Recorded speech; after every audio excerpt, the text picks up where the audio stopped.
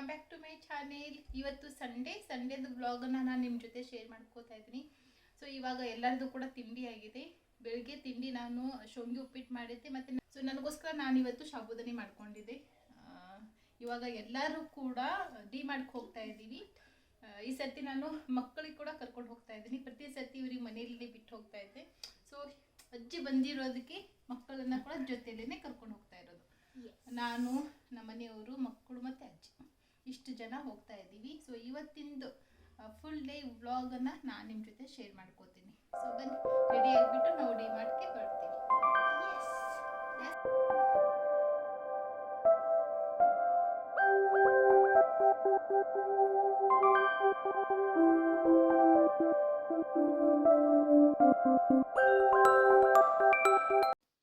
ಈ ಸರ್ತಿ ಡಿಮಾರ್ಟ್ಗೆ ಹೋದಾಗ ನನಗೆ ಯಾವುದೇ ಒಂದು ವಿಡಿಯೋ ಮಾಡ್ಕೊಳ್ಳೋದಕ್ಕೆ ಆಗಲಿಲ್ಲ. ಎಷ್ಟೊಂದು ದಿವಸ ಆದ ನಂತರ ನಾನು ಇವತ್ತು ಮಮ್ಮಿ ಜೊತೆ ಡಿಮಾರ್ಟ್ಗೆ ಹೋಗಿದ್ದೆ. ಹಾಗೆ ಮಕ್ಕಳನ್ನು ಕೂಡ ಜೊತೆಲೇ ಕರ್ಕೊಂಡು ಹೋಗಿದ್ದೆ. ಇವಾಗ ರೀಸೆಂಟಾಗಿ ಶ್ರಾವಣ ಹಬ್ಬ ಕೂಡ ಬರ್ತಾ ಇದೆಯಲ್ಲ, ಸೊ ಅದಕ್ಕೆ ಏನಾದರೂ ಡೆಕೋರೇಷನ್ ಐಟಮ್ಸ್ ಕೂಡ ಇಟ್ಟಿರ್ತಾರೆ ಅಂತ ಅಂದ್ಕೊಂಡು ಈ ಥರ ಎಲ್ಲ ಯೋಚನೆ ಮಾಡಿಬಿಟ್ಟೇ ಹೋಗಿರೋದು. ಹಾಗೆ ಮಮ್ಮಿ ಕೂಡ ಈ ಥರ ಶಾಪ್ಗೆ ಹೋಗೋದು ಮತ್ತು ಏನಾದರೂ ಹೊಸದು ನೋಡೋದು ಮಾಡೋದು ಅವಳಿಗೆ ಕೂಡ ತುಂಬಾ ಇಷ್ಟ ಆಗುತ್ತೆ. ಪ್ರತಿ ಸರ್ತಿ ಅಮ್ಮ ಬಂದಾಗ ನಾನು ಅವಳಿಗೆ ಡಿಮಾರ್ಟ್ಗೆ ಕರ್ಕೊಂಡು ಹೋಗ್ತೀನಿ. ಅಲ್ಲಿ ಹೋದಾಗ ಈ ಸರ್ತಿ ಎಲ್ಲ ಚೆನ್ನಾಗಿ ವಿಡಿಯೋ ಮಾಡ್ಕೊಳ್ಳೋಣ, ಏನೇನು ಬಂದಿದೆ ಅದೆಲ್ಲ ಕೂಡ ನಿಮ್ಮ ಜೊತೆ ಶೇರ್ ಮಾಡ್ಕೊಳ್ಳೋಣ ಅಂತ ಅಂದ್ಕೊಂಡಿದ್ದೆ. ಆದರೆ ಅಲ್ಲಿ ಹೋದ್ಮೇಲೆ ವಿಡಿಯೋನೇ ಮಾಡ್ಕೊಳ್ಳೋದಕ್ಕಾಗಲಿಲ್ಲ. ಇಷ್ಟು ರಶ್ ಇತ್ತಂದರೆ ಈ ಸರ್ತಿ ಡಿಮಾರ್ಟು ಕಾಲು ಇಡೋದಕ್ಕೂ ಕೂಡ ಜಾಗ ಇರಲಿಲ್ಲ ನಮಗೆ. ಸೊ ಅದಕ್ಕೆ ಏನೂ ಜಾಸ್ತಿ ನೋಡೋದಕ್ಕೆ ಕೂಡ ಹೋಗಲಿಲ್ಲ ನಾವು.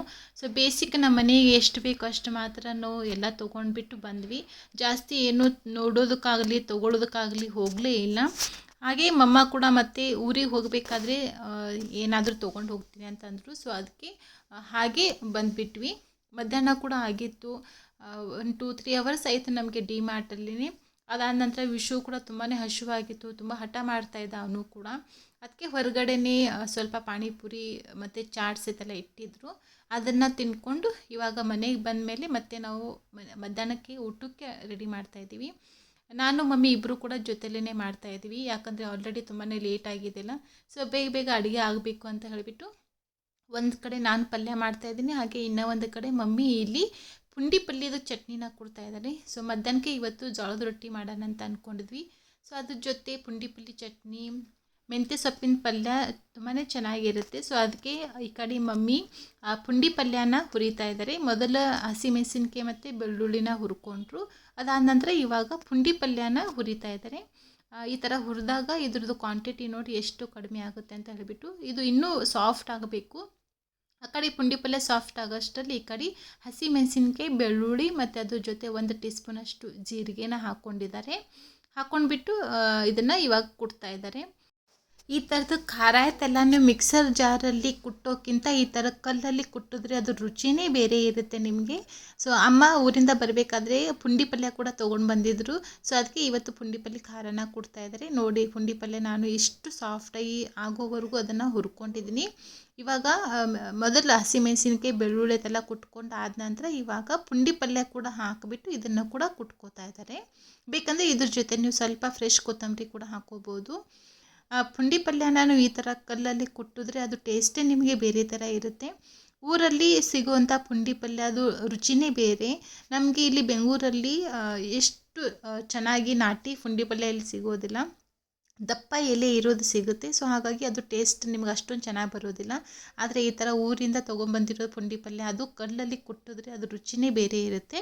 ಸೊ ನೋಡಿ, ಫೈನಲಾಗಿ ಪುಂಡಿ ಪಲ್ಯ ಖಾರ ನಮ್ಮದು ರೆಡಿ ಆಯಿತು. ಆ ಕಡೆ ಮಮ್ಮಿ ಪುಂಡಿ ಪಲ್ಯ ಕುಟ್ಟೋಷ್ಟರಲ್ಲಿ ನಾನು ಈ ಕಡೆ ಹಾಗೆ ನುಗ್ಗೆಕಾಯಿ ಮತ್ತು ತರಕಾರಿ ಅದೆಲ್ಲ ಹಾಕಿಬಿಟ್ಟು ಬೇಳೆ ಸಾಂಬಾರನ್ನು ಮಾಡಿದ್ದೀನಿ.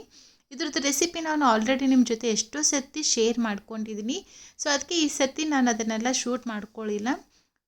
ಹಾಗೆ ಈ ಕಡೆ ಮಮ್ಮ ಇಲ್ಲಿ ರೊಟ್ಟಿ ಮಾಡೋದಕ್ಕೆ ಹಿಟ್ಟನ್ನು ಚಾಳಿಸ್ಕೋತಾ ಇದ್ದಾರೆ. ಇವತ್ತು ಮಧ್ಯಾಹ್ನ ಊಟಕ್ಕೆ ಮೆಂತಿ ಪಲ್ಯ ಮತ್ತು ಪುಂಡಿ ಪಲ್ಯ ಖಾರ ಮತ್ತು ನುಗ್ಗೆಕಾಯಿ ಸಾಂಬಾರು, ಅನ್ನ ಇಷ್ಟು ಎಲ್ಲ ಮಾಡ್ತಾಯಿದ್ದೀವಿ. ಪಲ್ಯ ಎಲ್ಲ ಮಾಡ್ಕೊಂಡಾದಮೇಲೆ ರೊಟ್ಟಿ ಮಾಡೋಕ್ಕಿಂತ ಮುಂಚೆ ನಾನು ಗ್ಯಾಸ್ ಎಲ್ಲ ಕ್ಲೀನ್ ಮಾಡ್ಕೋತಾ ಇದ್ದೀನಿ. ಕಿಚನನ್ನು ನಾನು ಅವಾಗೆ ಕ್ಲೀನ್ ಮಾಡ್ಕೊಂಡ್ಬಿಟ್ರೆ ನೀಟಾಗಿ ಕ್ಲೀನಾಗಿ ಕಾಣಿಸುತ್ತೆ. ಇಲ್ಲಾಂದರೆ ಫುಲ್ ಒಂಥರ ಗಲೀಜು ಥರ ಆದರೆ ನಮಗೆ ಏನು ಕೆಲಸ ಮಾಡೋದಕ್ಕೆ ಮನಸ್ಸು ಬರೋದಿಲ್ಲ. ಸೊ ಹಾಗಾಗಿ ನಾನು ಅವಾಗೆಲ್ಲ ಕ್ಲೀನ್ ಮಾಡ್ಕೊಂಡ್ಬಿಡ್ತೀನಿ. ಕ್ಲೀನ್ ಮಾಡ್ಕೊಂಡು ಆದ ನಂತರ ಮಮ್ಮಿ ಇಲ್ಲಿ ನೋಡಿ ರೊಟ್ಟಿನ ಮಾಡ್ತಾಯಿದ್ದಾರೆ.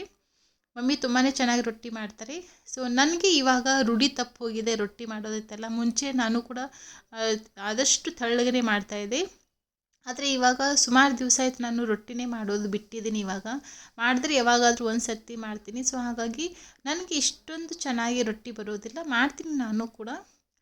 ಸೊ ನೋಡಿ, ಹಾಗೆಯೇ ಇಲ್ಲಿ ಶೇಂಗಾದ ಬೀಜ ಕೂಡ ಹುರಿದಿಟ್ಟಿದ್ದೀನಿ. ಸೊ ಪುಡಿ ಮಾಡೋದಕ್ಕೆ ಬೇಕಾಗುತ್ತೆ ಅಂತ ಅಂದ್ಬಿಟ್ಟು ಪುಂಡಿ ಪಲ್ಯ ಖಾರ ರೆಡಿ ಆಯಿತು. ಮೆಂತಿ ಪಲ್ಯ ಒಣಗಿ ಕೂಡ ರೆಡಿಯಾಗಿದೆ. ಸೊ ಸಾಂಬಾರು ನೋಡಿ ಎಷ್ಟು ಚೆನ್ನಾಗಾಗಿದೆ ಅಂತ ಹೇಳ್ಬಿಟ್ಟು ಸ್ವಲ್ಪ ಸಾಂಬಾರನ್ನು ನಾನಿದು ಗಟ್ಟಿಯಾಗಿಯೇ ಮಾಡ್ತೀನಿ. ನಮ್ಮ ಮನೆಯಲ್ಲಿ ಗಟ್ಟಿ ಸಾಂಬಾರನ್ನೇ ಇಷ್ಟಪಡ್ತಾರೆ. ಹಾಗೆ ಈ ಕಡೆ ಬಿಸಿ ಬಿಸಿ ರೊಟ್ಟಿ. ಸೊ ಮಧ್ಯಾಹ್ನದ ಊಟ ಆಯ್ತಲ್ಲ, ಮಾಡೋಷ್ಟರಲ್ಲಿ ಆಲ್ಮೋಸ್ಟ್ ಒಂದು 2:30 3 ಆಗಿತ್ತು. ಹೊರಗಡೆ ಹೋಗಿ ಬಂದಿದ್ವಿ. ಅದು ಸುಸ್ತಲ್ಲಿ ಮತ್ತೆ ಇಷ್ಟೆಲ್ಲ ಅಡುಗೆ ಮಾಡಿದ್ವಿ. ಮಮ್ಮಿ ಇರೋದಕ್ಕೆ ನನಗೆ ಕಿಚನಲ್ಲಿ ಸ್ವಲ್ಪ ಅಡುಗೆ ಮಾಡೋದಕ್ಕೆಲ್ಲ ಹೆಲ್ಪ್ ಆಗುತ್ತೆ. ಬರೀ ಅಡುಗೆ ಮನೆ ಅಂತಲ್ಲ, ಎಲ್ಲಕ್ಕೂ ತುಂಬಾ ಹೆಲ್ಪ್ ಆಗುತ್ತೆ. ಸೊ ಈ ಕಡೆ ನಾನು ಮತ್ತು ನಮ್ಮ ಮಮ್ಮಿ ಅಡುಗೆ ಮನೆಯಲ್ಲಿ ಬ್ಯುಸಿ ಇದ್ದರೆ, ಆ ಕಡೆ ಶ್ರಾವಣಿ ಮತ್ತು ವಿಶು ಇಬ್ಬರು ಕೂಡ ಜಗಳ ಮಾಡ್ಕೊಂಡಿದ್ದಾರೆ. ವಿಶು ನೋಡಿ ಎಷ್ಟು ಕೋಪ ಬಂದಿದೆ ಅಂತ ಹೇಳಿಬಿಟ್ಟು, ಅದಕ್ಕೆ ಅವನಿಗೆ ಸ್ವಲ್ಪ ಹೊತ್ತು ಹಾಗೆ ಎತ್ತುಕೊಂಡು ಇವಾಗ ಇಲ್ಲೇ ಕುಡಿಸಿದ್ದೀನಿ. ಸ್ವಲ್ಪ ನನ್ನ ಜೊತೆ ಅವನು ಇದ್ದರೆ ಬೇಗನೆ ಶಾಂತ ಆಗಿಬಿಡ್ತಾನೆ, ಅಷ್ಟೊಂದು ಜಾಸ್ತಿ ಕೋಪ ಮಾಡ್ಕೊಳ್ಳೋದಿಲ್ಲ. ನಾನು ಅವನಿಗೆ ಜಾಸ್ತಿ ಅವಾಯ್ಡ್ ಮಾಡ್ಕೊಳ್ಳೋದಕ್ಕೆ ಹೋದರೆ ಅವ ಇನ್ನೂ ಜಾಸ್ತಿ ಕೋಪ ಮಾಡ್ಕೋತಾನೆ. ಸೊ ಅದಕ್ಕೆ ನಾನು ಅವನಿಗೆ ಸ್ವಲ್ಪ ಹೊತ್ತು ಸಮಾಧಾನ ಮಾಡಿದ್ರೆ ಬೇಗ ಒಂದು ಕೋಪ ಎಲ್ಲ ತಣ್ಣಗಾಗ್ಬಿಡುತ್ತೆ. ಆಮೇಲೆ ಸಾಯಂಕಾಲ ಒಂದು 6-6:30 ನಾನಿಲ್ಲಿ ಒಂದು ಸ್ನ್ಯಾಕ್ಸ್ ಮಾಡ್ತಾಯಿದ್ದೀನಿ. ಇದು ವೆಜ್ಜಿ ಪಿಜ್ಜಾ ಪಾಕೆಟ್ ನಾನು ಡಿಮಾರ್ಟಿಂದನೇ ತೊಗೊಂಡು ಬಂದಿರೋದು. ಫಸ್ಟ್ ಟೈಮ್ ತೊಗೊಂಡು ಬಂದಿದ್ದೀನಿ. ಇದು ಹೇಗಿದೆ ಅಂತ ನನಗೆ ಗೊತ್ತಿಲ್ಲ. ಸೊ ಈ ಥರ ಎಲ್ಲ ಟ್ರೈ ಮಾಡ್ತಾ ಇರ್ತೀನಿ ನಾನು ಆವಾಗವಾಗ.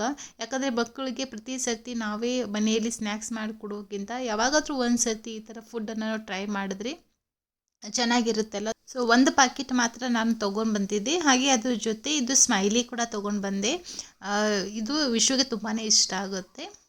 ಇದು ಯಾವಾಗೂ ಕೂಡ ತೊಗೊಂಡು ಬರ್ತೀನಿ. ಆದರೆ ಪಿಜ್ಜಾದ ಪಾಕೆಟ್ ಏನಿದೆ ಅದು ಜಸ್ಟ್ ಬರೀ ಈ ಸರ್ತಿ ಮಾತ್ರ ತೊಗೊಂಬಂದಿರೋದು. ಇವಾಗ ಇದನ್ನು ಎಣ್ಣೆಯಲ್ಲಿ ಹಾಕಿಬಿಟ್ಟು ಫ್ರೈ ಮಾಡಬೇಕು. ಇದನ್ನು ಸ್ಟೋರ್ ಮಾಡೋವಾಗ ಫ್ರೀಝರಲ್ಲಿ ಸ್ಟೋರ್ ಮಾಡಬೇಕು, ಫ್ರಿಜ್ಜಲ್ಲಿ ಅಲ್ಲ.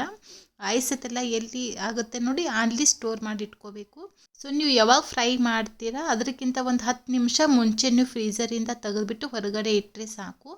ಇವಾಗ ನೋಡಿ ಲೈಟಾಗಿ ಸ್ವಲ್ಪ ಕಲರ್ ಬರಬೇಕು, ಅಲ್ಲಿವರೆಗೂ ನಿಧಾನಕ್ಕೆ ಮೀಡಿಯಮ್ ಗ್ಯಾಸ್ ಫ್ಲೇಮಲ್ಲಿ ಇಟ್ಬಿಟ್ಟು ಚೆನ್ನಾಗಿ ಇದನ್ನು ಫ್ರೈ ಮಾಡ್ಕೊಳ್ಳಿ. ಆದರೆ ಇದು ಪಿಜ್ಜಾ ಪಾಕೆಟ್ ಏನಿದೆ ಅದು ತುಂಬಾ ಚೆನ್ನಾಗಿತ್ತು. ಸೊ ನಮ್ಮ ಪಪ್ಪಾಗೆ, ಶ್ರಾವಣಿಗೆ, ಎಲ್ಲರಿಗೂ ಕೂಡ ತುಂಬಾ ಇಷ್ಟ ಆಯಿತು. ಸೊ ನಾನು ಬರೀ ಒಂದೇ ಒಂದು ಪಾಕೆಟ್ ತೊಗೊಂಡು ಬಂದಿದ್ದೆ. ಸೊ ನೋಡೋಣ ಫಸ್ಟ್ ಹೇಗಿದೆ ಅದು ಟೇಸ್ಟ್ ಅಂತ ಅಂದ್ಕೊಂಡ್ಬಿಟ್ಟು.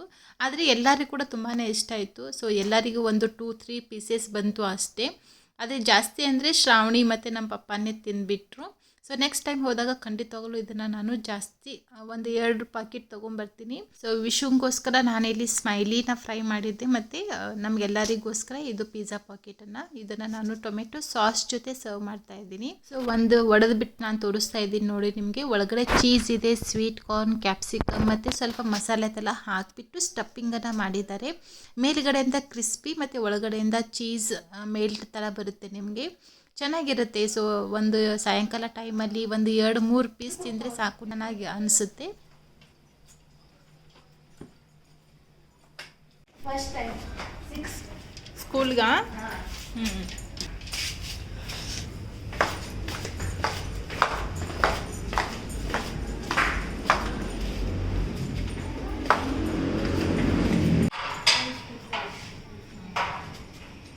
ನಿಮ್ಮ ಗಾಡಿಗೆ ಹೋಗಿ ಬಂದ್ರೆ ಎಲ್ಲ ಹಚ್ತಿರೋದು ದೊಡ್ಡ ಗಾಡಿ ಬರ್ತಾನೆ, ಅಲ್ಲೇ ಹಚ್ಚೋದು ದೊಡ್ಡ ಗಾಡಿ ಬರ್ತದೆ ಎಲ್ಲ.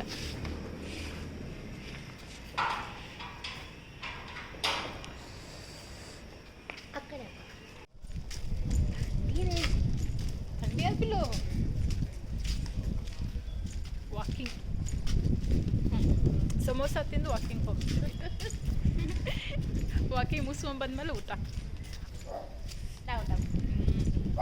ಅಜ್ಜಿಗೆ ಮನ್ಯಾಗ ಕೂತು ತುಂಬ ಬೇಜಾರಾಗ್ತದೆ.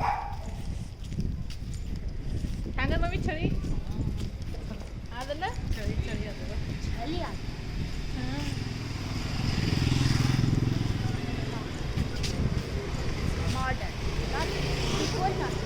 ಅಲ್ಲಿ ಊರಾಗ ಸೊ ಮಮ್ಮಿ ಅದನ್ನೇ ಹೇಳ್ತಾ ಇದ್ರು, ಮುಂಚೆ ಇದು ಏರಿಯಾ ಹೇಗಿತ್ತು ನೀವು ಫಸ್ಟ್ ಟೈಮ್ ಬಂದಾಗ, ಇವಾಗ ನೋಡಿ ಎಷ್ಟು ಡೆವಲಪ್ ಆಗಿದೆ. ಏನಾದರೂ ತರಕಾರಿ ಥರ ತೊಗೊಂಬರ್ಬೇಕಾದ್ರೆ ಮೇನ್ ರೋಡಿಗೆ ಹೋಗಬೇಕಿತ್ತು, ಆದರೆ ಇವಾಗ ಆ ಥರ ಇಲ್ಲ. ಎಲ್ಲ ಕೂಡ ಇದೇ ಏರಿಯಾದಲ್ಲಿ ಸಿಗುತ್ತೆ ನಮಗೆ. ಆರಾಮಾಗಿ 10-11 ಗಂಟೆ ತನಕ ನೀವು ಹೊರಗಡೆನೇ ವಾಕ್ ಮಾಡ್ಕೋಬೋದು. ಸ್ವಲ್ಪ ಕೂಡ ಭಯ ಆಗೋದಿಲ್ಲ ನಿಮಗೆ, ಅಷ್ಟು ಚೇಂಜ್ ಆಗಿದೆ ಇದು ಏರಿಯಾ. ಸೊ ಈ ಥರ ಎಲ್ಲ ಮಾತಾಡ್ತಾ ನಾವು ಹಾಗೆ ವಾಕ್ ಮಾಡ್ತಾಯಿದ್ವಿ. ಸೊ ಇವತ್ತಿಂದ ಈ ವಿಡಿಯೋ ಕೂಡ ನಾನು ಇಲ್ಲಿಗೆ ಎಂಡ್ ಮಾಡ್ತೀನಿ. ವಿಡಿಯೋ ಇಷ್ಟ ಆಗಿದ್ರೆ ಲೈಕ್ ಮಾಡಿ, ಚಾನಲ್ಗೆ ಸಬ್ಸ್ಕ್ರೈಬ್ ಮಾಡ್ಕೊಂಡಿಲ್ಲ ಅಂದರೆ ಇವಾಗೆ ಚಾನಲ್ಗೆ ಕೂಡ ಸಬ್ಸ್ಕ್ರೈಬ್ ಮಾಡ್ಕೊಳ್ಳಿ. ಮತ್ತೆ ನೆಕ್ಸ್ಟ್ ವ್ಲಾಗಲ್ಲಿ ಸಿಗ್ತೀನಿ. Thank you so much for watching.